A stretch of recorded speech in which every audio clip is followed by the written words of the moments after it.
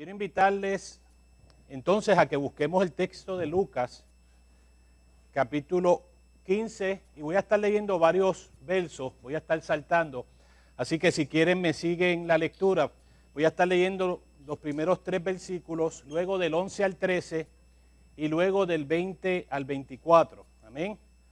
Así que dice así la palabra del Señor. Dice: los cobradores de impuestos y otros pecadores de mala fama a menudo venían a escuchar las enseñanzas de Jesús.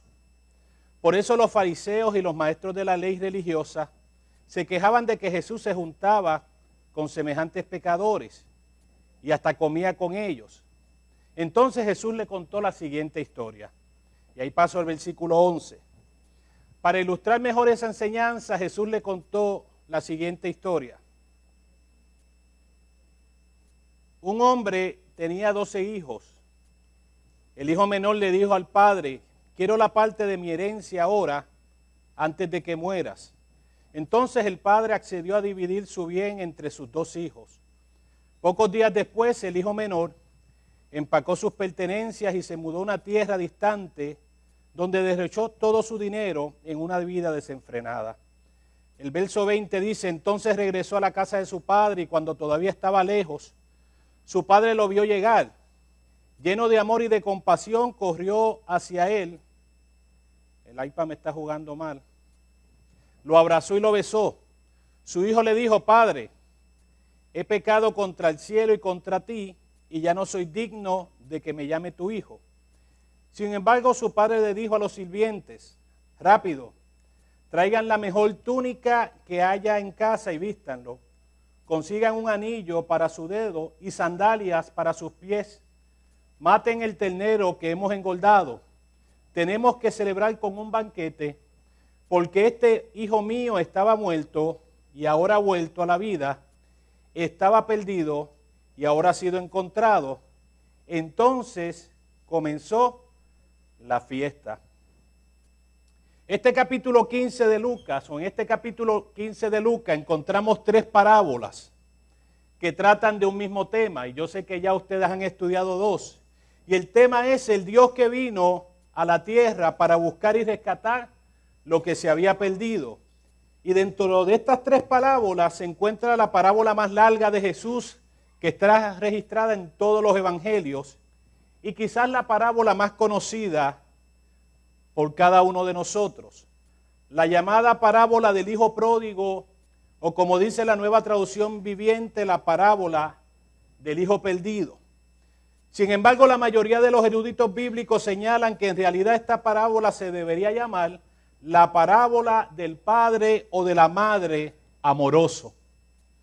Y yo deseo en esta mañana ver esta parábola, pero verla desde los ojos del padre, pero de manera especial, algo que no lo había hecho antes ni lo había trabajado antes, verla desde los ojos del hijo mayor.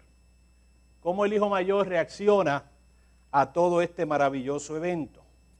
Y para entender esta parábola es importante antes que repasemos nuevamente los primeros 3 versículos de este capítulo 15. Los cobradores de impuestos y otros pecadores de mala fama a menudo venían a escuchar las enseñanzas de Jesús.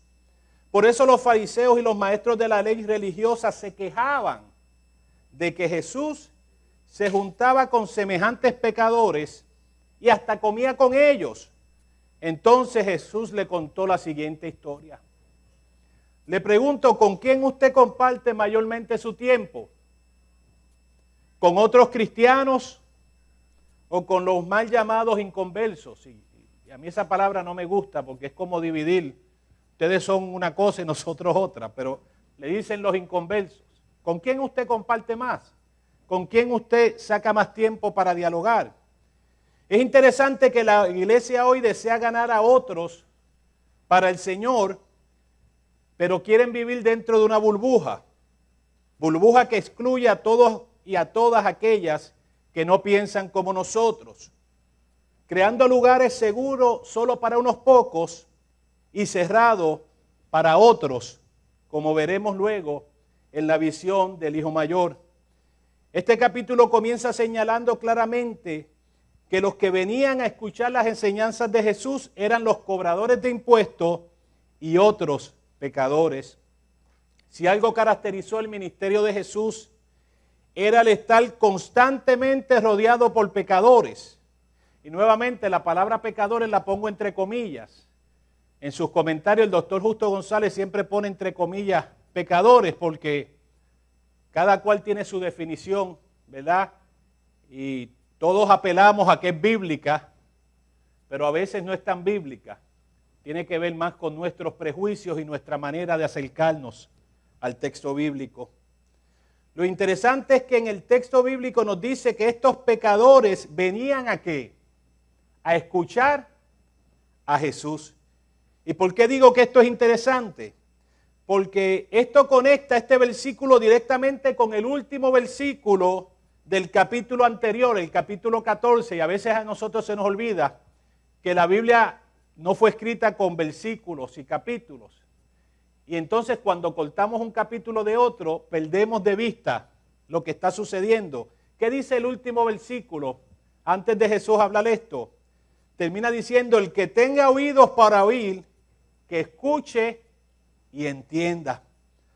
Ahora Jesús no solo estaba entonces rodeado de pecadores que estaban escuchando, que venían con corazones sinceros de escuchar lo que Jesús tenía que decir, sino que dice el texto que éste comía con ellos en la misma mesa.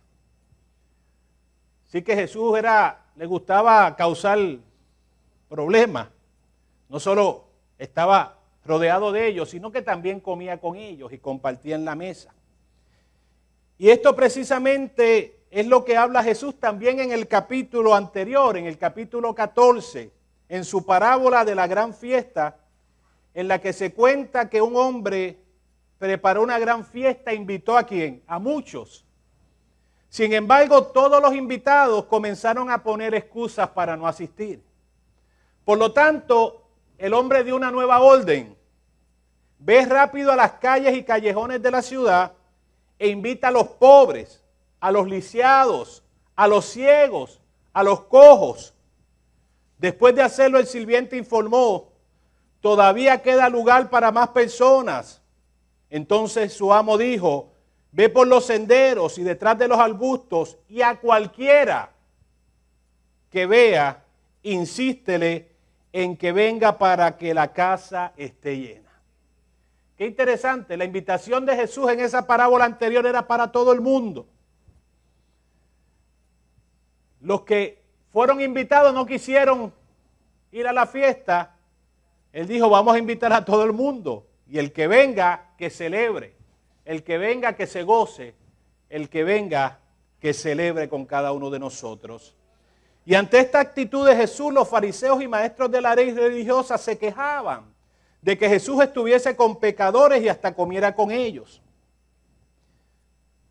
Les pregunto como iglesia, ¿cómo reaccionaríamos si un día la iglesia comienza a llenarse de cientos de personas considerados por la sociedad y los fariseos de nuestro tiempo como pecadores, entre comillas, y se sientan a escuchar el mensaje? Ahora quizás algunos se levanten y se vayan, otros se asusten. Es interesante, la iglesia, decimos, es abierta para todos. Vi un post que decía, si su letrero dice que todo el mundo es bienvenido, asegúrese de que todo el mundo sea bienvenido. Porque yo lamentablemente he visto muchas iglesias de que todo el mundo es bienvenido, pero cuando entran, entonces la gente comienza a salir por otro lado y comenzamos a movernos. Muchas iglesias en Estados Unidos, lamentablemente, somos bienvenidos si el color de piel tuyo es uno. Si hay otro color de piel, como que te miran raro. Jesús dice todos son bienvenidos. Ahora imagínense la iglesia del Nazareno Vida Abundante empezándose a llenar de esa gente que la sociedad dice que son pecadores, pero empiezan a venir a escuchar la palabra de Dios. ¿Cómo reaccionaríamos nosotros? ¿Abriríamos nuestros brazos, le decíamos bienvenido, qué bueno, o nos asustaríamos, o los miraríamos raros? Pero más que esto, ¿cómo reaccionarían y dirían de nosotros otras iglesias, Otros cristianos, si se enteraran de que esta iglesia se está llenando de los llamados pecadores delante de otros, y los recibimos con los brazos abiertos. Yo imagino que digan, no, recíbanlo, pero díganle, enfréntenlo con su pecado. A la gente le gusta enfrentar a todo el mundo con su pecado, menos ellos enfrentarse con el de ellos. Lo interesante es que las tres parábolas que aparecen en este capítulo 15 de Lucas no están dirigidas a los pecadores y a los cobradores de impuestos, aunque ellos eran los que estaban escuchando.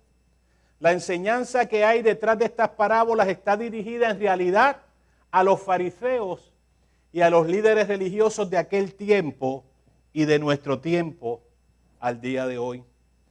Como señala el doctor Justo González en su comentario, Jesús no se dirigía a los perdidos, sino a los que se consideraban que nunca habían estado perdidos o los que lo habían olvidado. Mientras que los líderes religiosos no tenían oídos para escuchar a Jesús, ya que entendían que no tenían necesidad, sí había pecadores dispuestos a escuchar las enseñanzas de Jesús. Entonces Jesús le dice a los fariseos el por qué él constantemente andaba con aquella gente.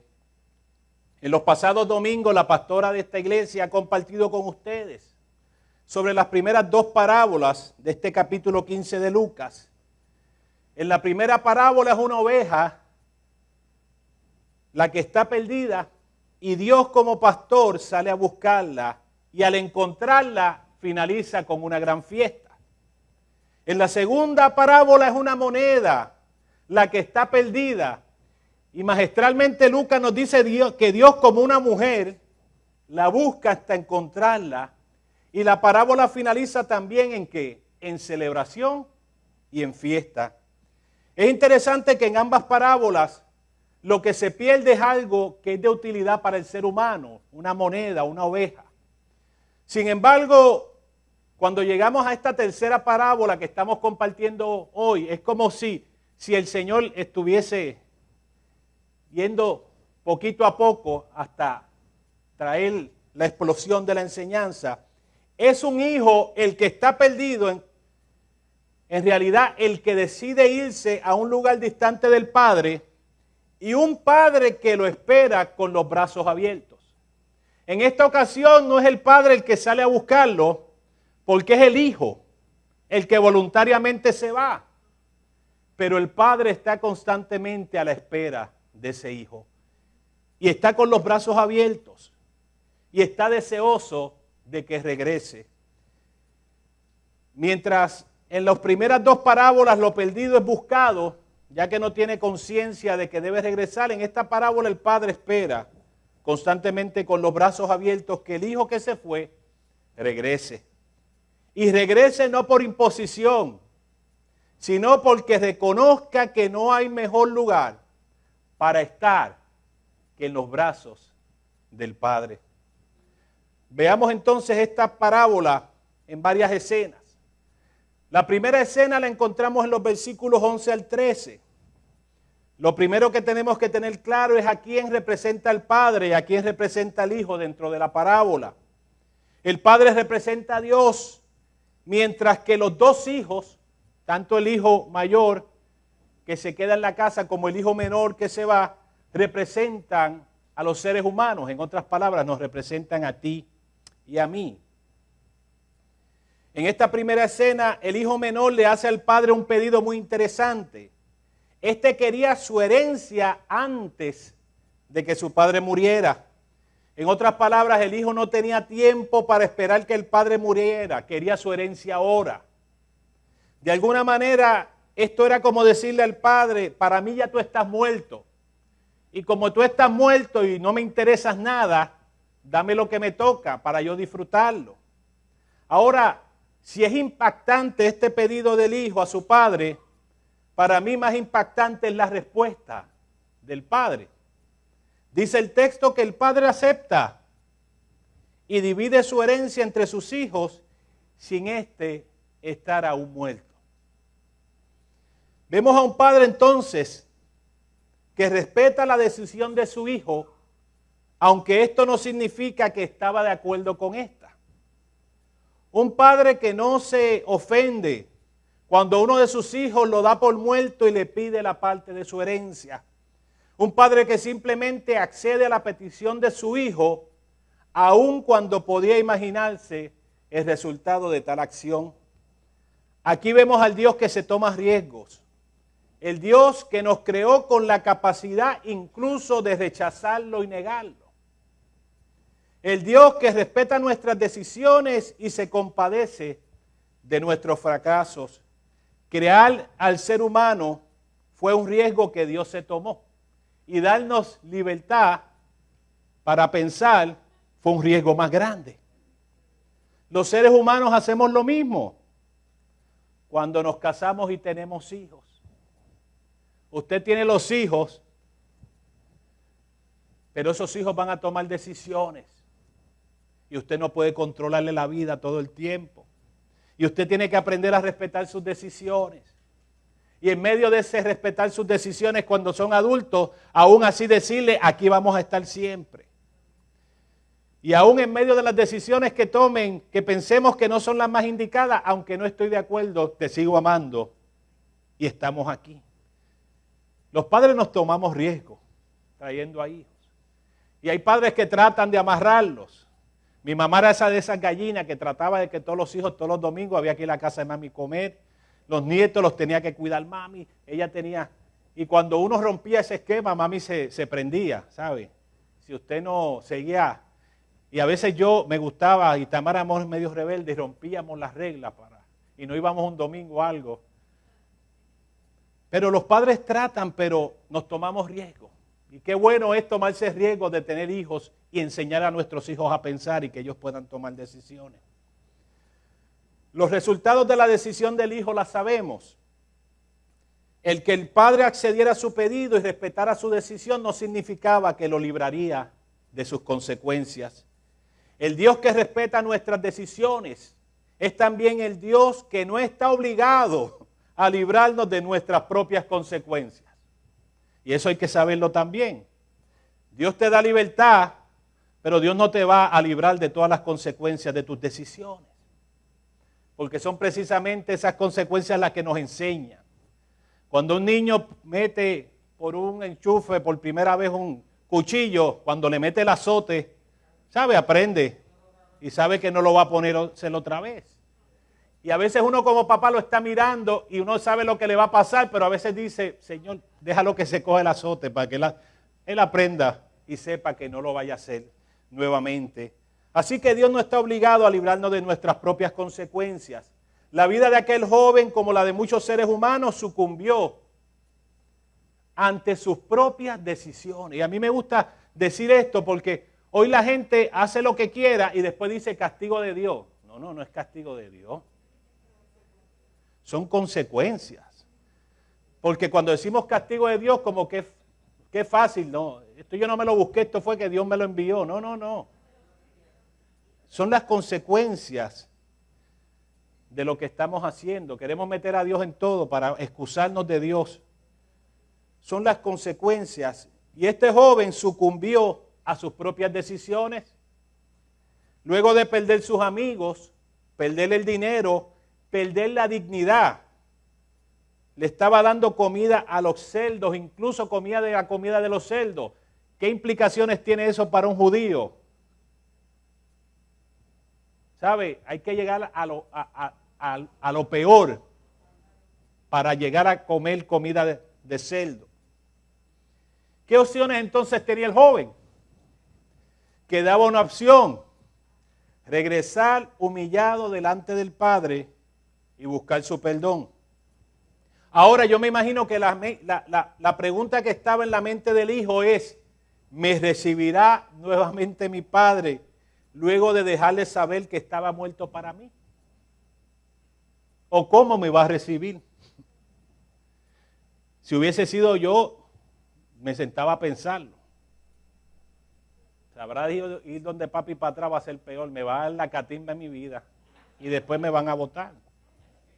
Pero no solo eso, en los tiempos en los que Jesús está hablando, Deuteronomio decía que cuando un hijo era insolente, los padres lo llevaran a la entrada del pueblo. ¿Para qué? Para que lo juzgaran y lo apedrearan hasta matarlo. Eso era lo que se supone que se hiciera con un hijo rebelde, según la ley. Había que entrarle a pedrar hasta que muriera.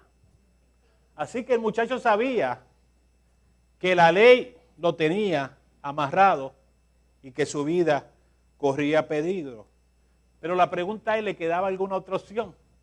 No había nada. La respuesta la encontramos entonces en la segunda escena, versículos 20 al 24. El joven decide regresar a su casa para encontrarse con su padre. Y es interesante porque el joven dice, cuando llegue donde mi padre le voy a decir, he pecado contra el cielo y contra ti. Y luego se lo dice. El texto repite 2 veces la confesión de él, como dándole énfasis. Pero cuando este joven está aún lejos, dice el texto, es visto por su padre. Me recuerda aquel pasaje de Zaqueo que se sube a un árbol a buscar a Jesús y Jesús lo ve primero. Y antes que Zaqueo lo vea, Jesús le dice, Zaqueo, baja de ahí porque es necesario que yo vaya a tu casa. Así que antes que el joven pudiese llegar, ya el padre lo había visto. Y dice el texto que el padre sale corriendo a su encuentro. Y sale corriendo a reencontrarse con su hijo, dice, lleno de amor y compasión. Un padre que su hijo le ha pedido la herencia. Un padre que su hijo le ha dicho prácticamente, para mí tú estás muerto. Ahora se presenta corriendo con amor y compasión a su hijo. Al llegar a su hijo lo abraza y lo besa y lo perdona, aún antes de este hablar. Lean el texto. Es después que el padre ya lo tiene abrazado y besando que el hijo puede hablar y dice, Padre, he pecado contra ti, contra el cielo y contra ti, no soy hijo digno de ser llamado tu hijo. Ya le estaba diciendo eso cuando ya el padre le había dicho, tú eres mi hijo, ya yo te abracé, ya yo te recibí nuevamente con mis brazos. Al igual que las 2 parábolas anteriores, dice que hay fiesta cuando hay un encuentro entre lo perdido y Dios. Y el padre comienza a hacer un party y empieza a celebrar. ¿Por qué? Porque su hijo había regresado. Sin embargo, la parábola no finaliza en la fiesta. Y es interesante. En este punto Jesús inserta en la parábola la reacción del hijo mayor a todo lo que estaba sucediendo. Y lo vemos en los versículos 25 al 32. Y dice, mientras tanto el hijo mayor estaba trabajando en el campo. Cuando regresó oyó el sonido de música y baile en la casa. Y preguntó a uno de los sirvientes, ¿qué está pasando? Hay party en casa, hay fiesta, no sabía. Tu hermano ha vuelto, le dijo, y tu padre mató el ternero engordado. Celebramos porque llegó a salvo. El hermano mayor se enojó y no quiso entrar. Su padre salió y le suplicó que entrara, pero él respondió, todos estos años he trabajado para ti como un burro y nunca me negué a hacer nada de lo que me pediste. Y en todo ese tiempo no me diste ni un cabrito para festejar con mis amigos. Sin embargo, cuando este hijo tuyo regresa después de haber derrochado tu dinero en prostitutas, matas el ternero engordado para celebrar. Su padre le dijo, mira querido hijo, tú siempre has estado a mi lado y todo lo que tengo es tuyo. Teníamos que celebrar este día feliz, pues tu hermano estaba muerto y ha vuelto a la vida. Estaba perdido y ahora ha sido encontrado. Qué interesante la actitud del hermano mayor a la fiesta y a la celebración y a la alegría de Dios. El hijo mayor se enoja cuando su padre recibe a aquel hijo que estaba perdido. Para él no había motivo de fiesta y celebración. La actitud y reacción de este hijo mayor representa la actitud de los escribas y fariseos, quienes también están enojados al ver a Jesús compartiendo con los pecadores. Ahora uno se pregunta ¿por qué? ¿Será que estas nuevas personas son un riesgo para su liderazgo en la iglesia? ¿Será que deseamos tener una familia cerrada en vez de una iglesia abierta a todos? ¿Será que olvidamos que nosotros también estuvimos en el lugar de ellos un día y fuimos encontrados y regresamos? ¿Será que simplemente tenemos miedo a lo que estos puedan traer a nuestra casa y el reto que representan? ¿Sabe? Yo he oído muchas iglesias constantemente hablar de crecimiento. Y le digo, mire, crecimiento de una iglesia significa más problemas, porque viene más gente con sus problemas. Significa que los que son líderes ahora quizás ya no sean líderes mañana, porque va a venir otra gente también con liderazgo. Ahora estamos dispuestos a crecer. Y cuando uno se hizo, espérate, vamos a ver. Mejor nos quedamos chiquititos, nos quedamos así, porque es más fácil que meternos en ayudar a otra gente en sus problemas, en sus crisis. El doctor Justo L. González dice lo siguiente sobre esto, y voy a leer una cita. Cuando escuchamos esta parábola, no importa cuán conscientes seamos que somos pródigos perdonados, la escuchamos desde una posición similar a la del hijo mayor o de los escribas y fariseos. Como ellos, corremos el riesgo de convertir nuestra obediencia y fidelidad en algo derivado no del amor, sino del deber, en una especie de esclavitud en lo que no hay deleite. Peor aún, cuando esto sucede, presentamos al mundo no al padre amoroso del hijo pródigo, sino al capataz implacable y tacaño que el hijo mayor creía que era su padre. Constantemente podemos invitar a otros a venir a los brazos del Padre amoroso, pero el mismo tono de nuestras vidas y de nuestra invitación a los pecadores, y lo puso entre comillas, los pecadores, puede presentar al mundo no al Padre amoroso que descubrió el hijo pródigo, sino al Padre duro y rencoroso que el hijo mayor creía tener. Aquellos escribas y fariseos que, como dice el comienzo del capítulo, estaban molestos porque los pecadores constantemente seguían a Jesús para escucharle, al igual que el hijo mayor se habían esclavizado a la ley. Su relación con Dios no giraba en torno al amor, sino en torno a cumplir una serie de requisitos y obligaciones. Y hermano, cuando nuestra obediencia y fidelidad a Dios no es algo derivado del amor de Dios, sino en el temor al infierno o al sufrir o a la ley, entonces nos esclavizamos. El apóstol Pablo dice que él es de las personas, que los cristianos somos las personas más libres, pero que tenemos que tener cuidado, porque a veces nosotros mismos nos esclavizamos a cosas. Cuando esto sucede, nos presentamos al mundo, o le presentamos al mundo a un Dios Padre, no presentamos al mundo, a un Dios Padre amoroso, como el que recibió al hijo menor, o al hijo pródigo, sino presentamos al implacable Dios, que está vigilando que fallemos para condenarnos, como era la visión del hijo mayor. Nuestra invitación entonces a la gente es a venirnos al Padre amoroso y misericordioso que el hijo pródigo encontró, sino al Padre que el hijo mayor visualizaba, uno de reglas y de trabajo como esclavo. El hijo mayor no había disfrutado la bendición que tenía, no se había dado cuenta de lo que tenía. No se había dado cuenta de los privilegios de estar en la casa todo el tiempo. No se había dado cuenta que él era también dueño de todo aquello. El papá no tenía que darle nada. Si tú estás aquí, todo es tuyo, todo te pertenece, disfrútalo, gózate, celebra. Pero él se había cegado y se había convertido en un esclavo de las cosas que pensaba. Cuando esto sucede, hermano, no podemos disfrutar de la fiesta y la celebración con la cual finalizan estas tres parábolas. No podemos entender la alegría en los cielos, el regocijo de los ángeles, ni disfrutamos del banquete cuando otros vienen a los brazos del Señor. Nos convertimos en los aguafiestas y perdemos muchas cosas hermosas.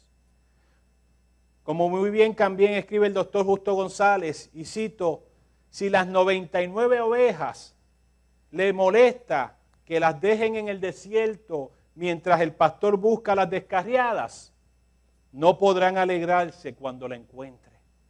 Si el hijo mayor se resiste de la facilidad con que su padre perdona a su hermano descarriado, se excluye del banquete del padre y aún más de la experiencia del amor misericordioso de su padre.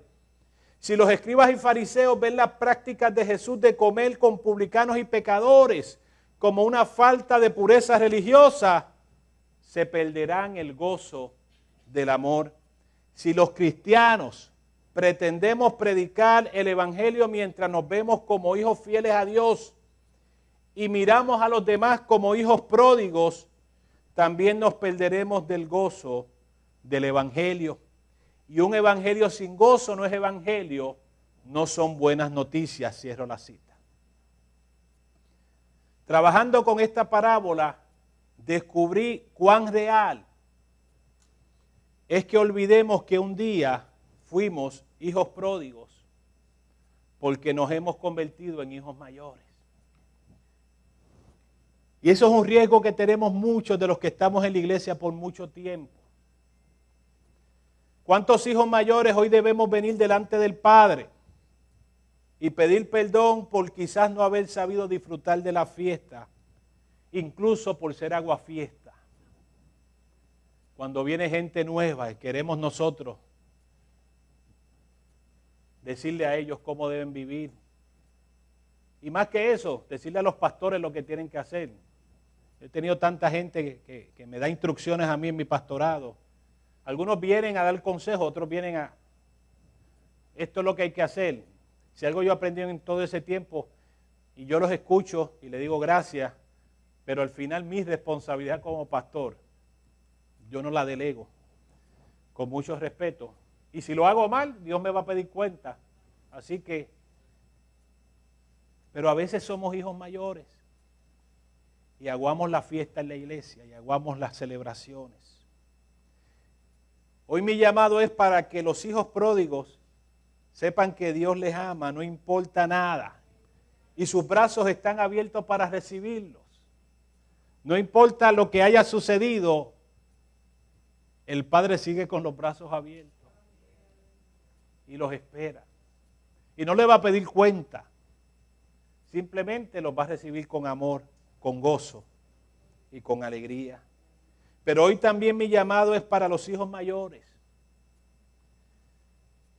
que puedan experimentar nuevamente el gozo de servir al Señor y sobre todo su amor, y no continúen perdiéndose la oportunidad de ser parte de la gran fiesta y de la alegría de Dios.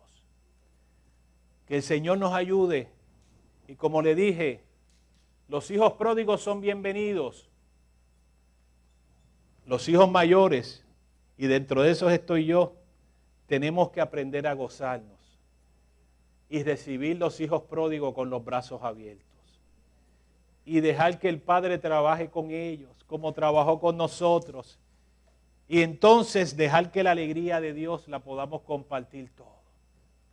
Que el Señor nos cuide y tenga misericordia de nosotros, quitar el gozo y la alegría de Dios cuando queremos interponernos en lo que Dios quiere hacer con sus hijos pródigos. Los invito a orar. Y como les dije, hermano, mi llamado es para los dos.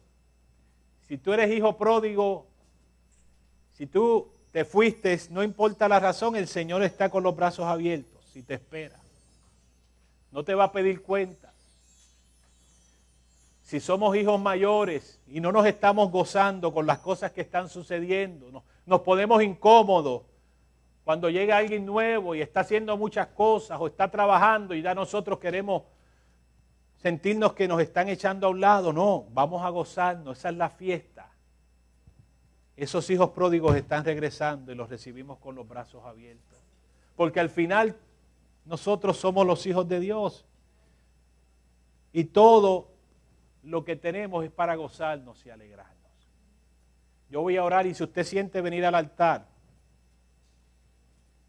el altar está abierto. No es conmigo que tienen que resolver, es con Dios.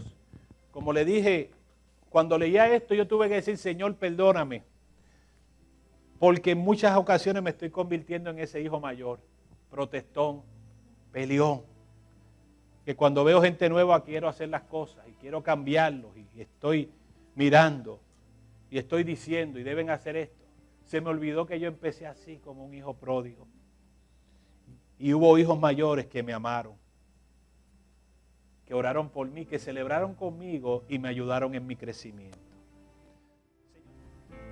Gloria a Dios. Les invitamos a reflexionar en la letra que tiene esta hermosa alabanza, ¿verdad? Tanto a los que están aquí en el templo como a los que se encuentran en sus hogares.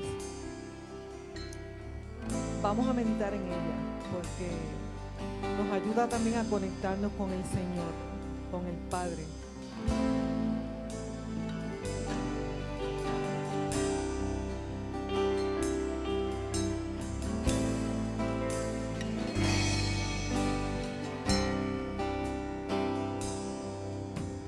Me compraste con tu sangre,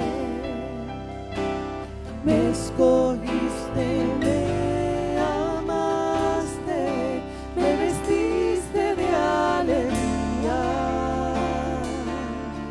te acordaste de mi dolor, en tu sombra me escondiste. Desde el vientre me apartaste, me llamaste por mi nombre, te glorificarás en mí. Abba, Padre, tu hijo soy. Abba, Padre, mi primer amor. Corro a tus brazos, pertenezco a ti. Abba, Padre, tu hijo soy.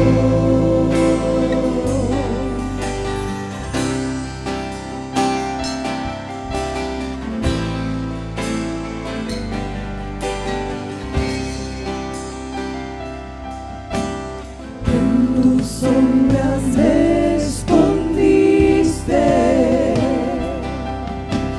desde el vientre me apartaste, me llamaste por mi nombre, te glorificarás en mí. Abba, Padre, tu hijo soy. Abba, Padre, mi primer amor. Vuelvo a tus brazos, pertenezco a ti. Abba, Padre, tu hijo soy.